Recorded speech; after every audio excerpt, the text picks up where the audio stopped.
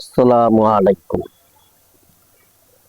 আসন্ন ত্রয়োদশ সংসদীয় নির্বাচন আজ 10ই ফেব্রুয়ারি 2026, অর্থাৎ কাল বাদে পরশুদিন বাংলাদেশে অনুষ্ঠিত হতে যাচ্ছে ত্রয়োদশ সংসদীয় নির্বাচন।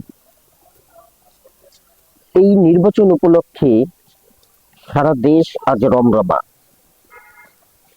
প্রায় 17 বছর পরে দেখতেছি দেশে একটা ঈদের আনন্দ বিরাজ করতেছে, খুব মজা নিতেছে মানুষজন। গতকাল রাত থেকে দেশে যে যাইতেছে, এমনকি সকালেও দেখলাম অনেক লোক গ্রামে যাচ্ছে।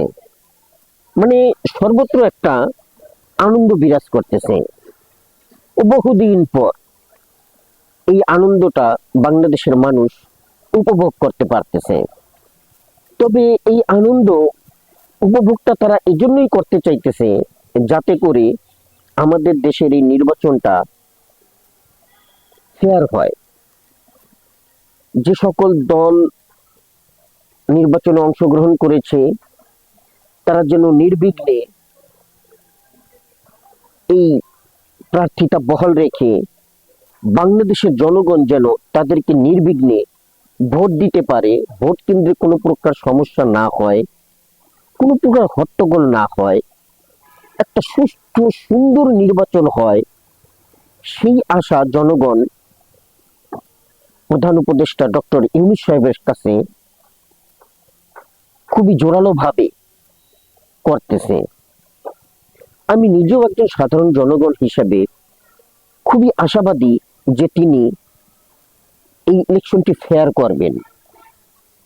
কিন্তু বর্তমানে যে সকল কার্যকলাপ হচ্ছে তাতে মনে হয় না, আমার মনে হয় না আর কি, যে ইলেকশনটি ফেয়ার হবে।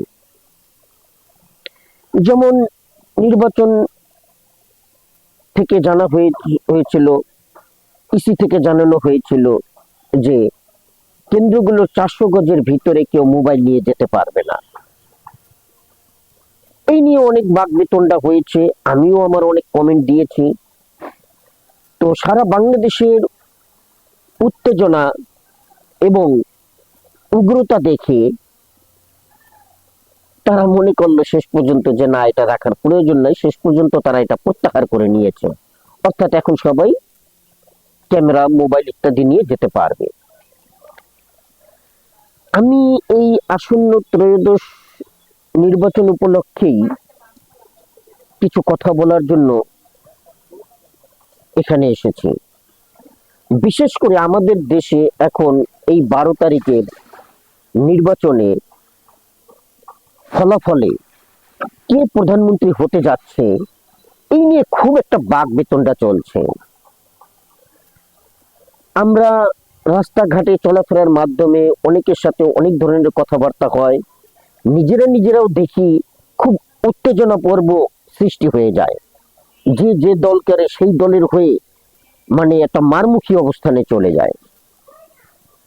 আমি ঠিক বুঝি না কেন মানুষ এমনটি করে। আমি একটা দল করতে পারি, সেই দলের ভুল ভ্রান্তিও থাকতে পারে। এখন সেই ভুল ভ্রান্তি নিয়ে কথা বলা যাবে না, তাহলে মারমুখী অবস্থানে চলে আসতে হবে। নিজের পজিশন যেভাবেই হোক রক্ষাই, মানে সেটাকে যেভাবেই হোক আদায় করে নিতে হবে। এই মনোভাব থেকে বাংলার মানুষ, আমরা জনগণ, বাংলাদেশের অধিবাসীগণ কবে বের হয়ে আসতে পারবো এক আল্লাহই ভালো জানে। তো যে কথা বলছিলাম যে এই নির্বাচনে কে প্রধানমন্ত্রী হবেন এই নিয়ে খুব জল্পনা কল্পনা চলছে। আর এই ব্যাপারেই আমি কিছু কথা বলতে চাচ্ছি আমার এই ক্ষুদ্র জ্ঞান থেকে। অনেকেই ধারণা করতেছে, বিশেষ করে জামায়াতে ইসলাম যারা করেন তারা অনেকটা আশাবাদী হয়ে যাচ্ছেন এবং বিভিন্ন ক্যালকুলেশনেও তারা পর্যবেক্ষণ করতেছেন যে তারা ক্ষমতায় চলে গেছেন, এদেশের সাধারণ মানুষ তাদেরকে ভোট দিবেন, তারা সরকার গঠন করবেন। অপরদিকে বিভিন্ন রিপোর্টে জানা যাচ্ছে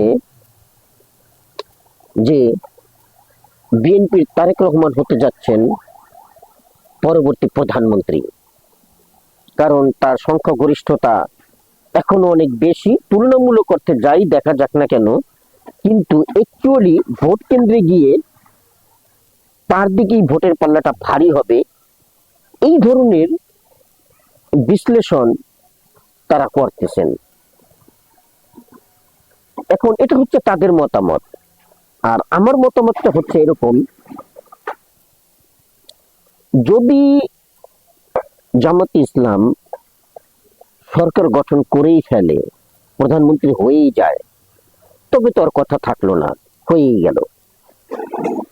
কিন্তু যদি না হয়, দ্যাট মিনস না হওয়ার সম্ভাবনাটা কতটুকু, আমি সেই ব্যাপারটা নিয়ে এবং তার উপকারিতা বা অপকারিতা বা তাদের জন্য কতটা লাভজনক অলাভজনক সেই ব্যাপারটা নিয়ে আলোচনা করব। দীর্ঘ 53-54 বছর ধরে জামাতে ইসলাম এদেশে রাজনীতি করতেছেন। তারা অনেক চড়াই উতরাই পার করেছেন। এর মাঝে তাদেরকে 1971 একটা প্রসঙ্গ বারবার টেনে আনা হয় শুধু তাদেরকে দাবিয়ে রাখার জন্য। আমতারেকের মতন একজন সাধারণ লোক, একজন সদ্য গজানো রাজনীতিবিদ, সেও কোনো এক সময়ে এই জামাতে ইসলামের অনেক গুণগান গেয়েছেন। তাদের কোনো ফল্ট তার নজরে পড়েনি, তাদের ভালো কাজগুলো তাকে বিমোহিত করেছে। কিন্তু রাজনীতির খাতিরে এখন এই জামাতে ইসলামকে তারা, বিশেষ করে ওই আমতারেক, এহেন কোনো কথা নাই যা সে বলতে দ্বিধাবোধ করে, অর্থাৎ কোনটাহীন চিত্তে অকপট ভাবে সে বলে যায়। কিন্তু জামাত ইসলামের পক্ষ থেকে আজ পর্যন্ত দেখলাম না এর কোনো প্রতিবাদ করতে, তার সাথে লড়াই করতে। যাই হোক, আমি ওদিকে যাব না, এই ব্যাপারে আমি একটা ভিডিও আগেই তৈরি করেছি। এখন যে প্রসঙ্গটা বলছি সেই প্রসঙ্গ নিয়ে আলোচনা করতেছি। যদি জামাতে ইসলাম এইবার ক্ষমতা গঠন না করে, অর্থাৎ সরকারে না যায়, আমি মনে করি এটা তাদের জন্য একটা বড় প্লাস পয়েন্ট হবে। অর্থাৎ রাজনীতির মোড় ঘুরে যাবে এবং পৃথিবীর ইতিহাসে তারা অনেক সুনাম অর্জন করতে পারবে। আর যদি তারা ক্ষমতা গঠন করে ফেলে, অর্থাৎ সরকার গঠন করে ফেলে, তাহলে পৃথিবীর মধ্যে একটা আশ্চর্যকর বিষয় হয়ে যাবে। আর এই আশ্চর্যকর বিষয়টাই অনেকে মেনে নিতে পারতেছে না। বিশেষ করে আমাদের দেশে যারা এলিট শ্রেণীর লোক আছেন, যারা হাই সোসাইটিতে বসবাস করেন এবং যারা শিল্প চর্চা করেন, মুক্তমনা বললে ভুল হবে, এরা মুক্তমনা নয়, যারা শিল্প চর্চা করেন তারা খোলামেলা পোশাক পরে খুব কমফোর্টেবল ফিল করেন, আধুনিক জীবন বলে মনে করেন তারা এটাকে। এবং এখানে এটা না করলে তাদের জীবনযাত্রা ব্যাহত হয়, তাদের উপার্জন থাকে না, যার ফলে তাদের আয়ের উৎসই ওইটা। এরকম ভাবে যারা আছেন,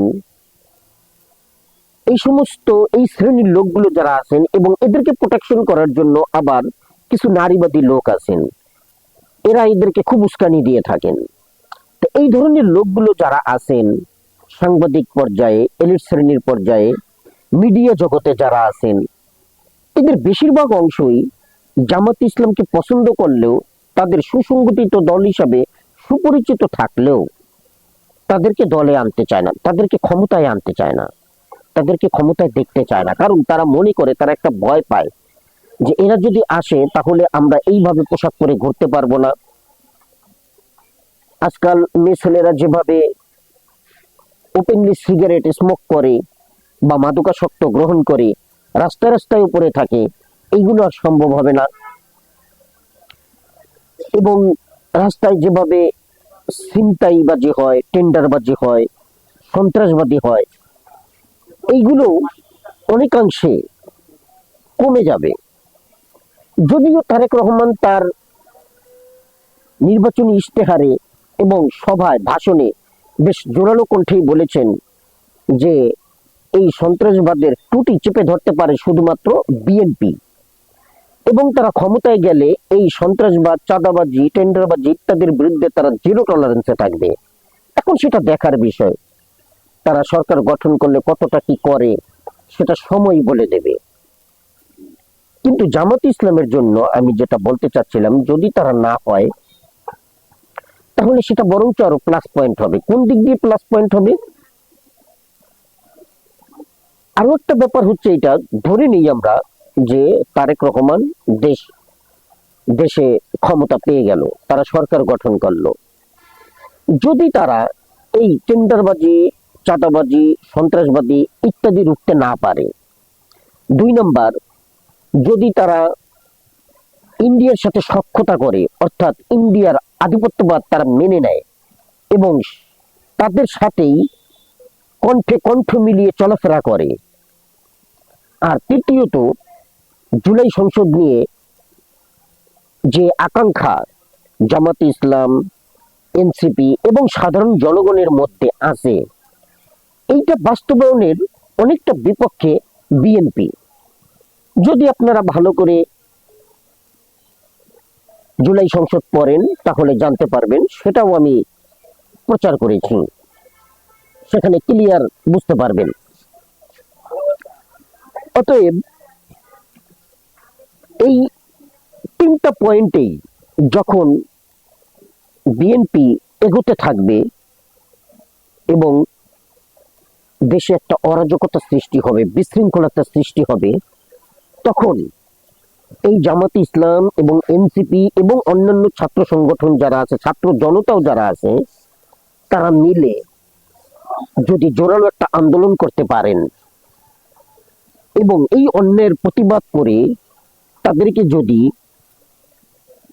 ক্ষমতা থেকে 6 মাস, 1 বছরের মধ্যে কিংবা 2 বছরের মধ্যেও ক্ষমতা থেকে টেনে নামিয়ে ফেলতে পারেন, যেটা বাংলাদেশের ইতিহাসে বিরল, যে 5 বছর ক্ষমতায় যাওয়ার পরে কেউ 1 বছর পর বা 2 বছর পরে পাকিস্তানের মতন দুর্নীতির অভিযোগে সরকার পড়ে গেছে, এই ধরনের দৃষ্টান্ত আমাদের দেশে নেই।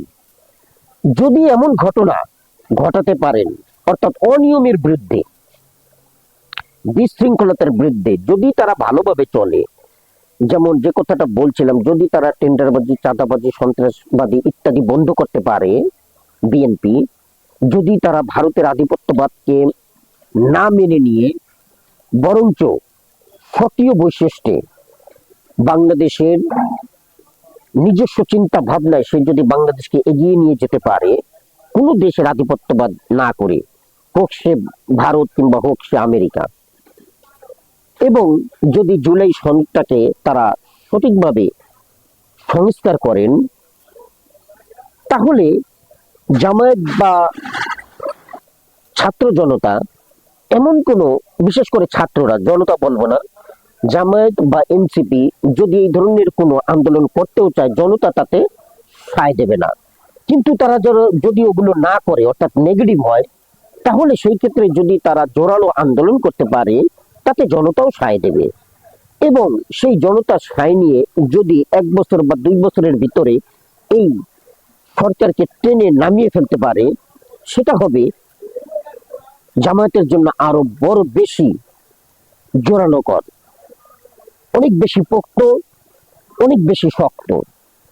এতে করে এনসিপিরও একটা নিজস্ব অবস্থান তৈরি হবে এবং বাংলাদেশের যারা অন্যান্য দল আছে তাদেরও একটা নিজস্ব অবস্থান তৈরি হবে, এবং এই অবস্থান থেকে তখন আর কেউ তাদেরকে এত সহজে নড়াতে পারবে না। যেমন এখন কিছু হলেই জামাতে ইসলামকে শুধু নাড়া দেয়, জামাতে ইসলাম নিয়ে কেন আপনারা ইসলামী কথাটা যোগ দিয়েছেন, কিংবা 1971 নিয়ে একেবারে বাঘ বেতনটায় জর্জরিত করে ফেলেন, মিডিয়াগুলো একেবারে পেয়ে বসে, এইগুলো তখন আর করতে পারবে না, তখন তারাও তাদের ভুলটা বুঝতে পারবে। এই জন্য আমার মতে, আমি যদি দেখি যে জামাত ইসলাম ক্ষমতা গঠন করেনি, তাতে হতাশ হবার কিছু নেই, বরঞ্চ জামাত ইসলামকে এবং এনসিপি কেও বলবো যে আপনারা আবার জোরালোভাবে, সুন্দরভাবে, শৃঙ্খলতার সহিত দলকে এগিয়ে নিয়ে যান, দেশের জন্য কাজ করতে থাকুন এবং কোনো বিশৃঙ্খলতা না করে যেই সরকার গঠন করুক না কেন, এটা জামাত ইসলামের বৈশিষ্ট্য, যেই ক্ষমতায় যাক না কেন তাদেরকে তারা সুন্দরভাবে বরণ করে নেয়, কোনো প্রকার বিশৃঙ্খলতা সৃষ্টি করে না।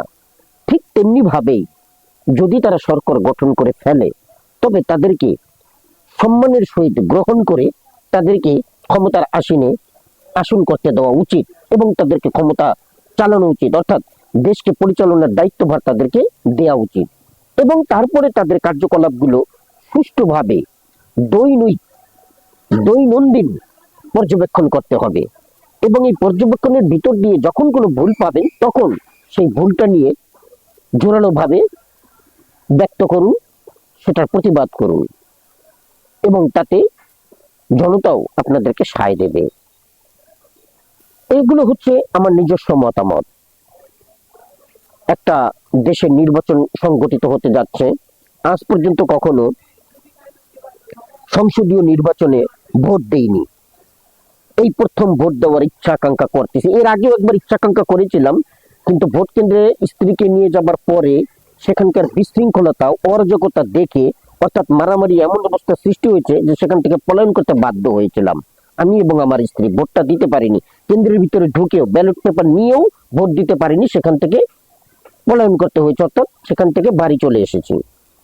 এবার যেন সেরকম না হয়, সুন্দরভাবে ভোটটা দিতে পারি এবং আবারও প্রধান উপদেষ্টা ডক্টর ইউনূস স্যারের কাছে বিনীতভাবে অনুরোধ করছি, এখনো সময় আছে, ভোটটাকে একটা ফেয়ার ইলেকশন করুন, সুন্দর একটা ভোট নির্বাচন উপহার দিয়ে পৃথিবীর কাছে আপনি স্মরণীয় হয়ে যান। এমনিতেই আপনার এই 5ই আগস্টের পর থেকে, দায়িত্বভার গ্রহণ করার পর থেকে আপনার অনেক সমালোচিত বিষয় আছে, এগুলো থেকে আপনি রেহাই পাবেন না, কিন্তু তারপরও যদি একটা সুন্দর নির্বাচন উপহার দিয়ে যেতে পারেন তবে সাধারণ মানুষ এগুলো অনেকটাই ভুলে যাবে। ধন্যবাদ। আসসালামু আলাইকুম।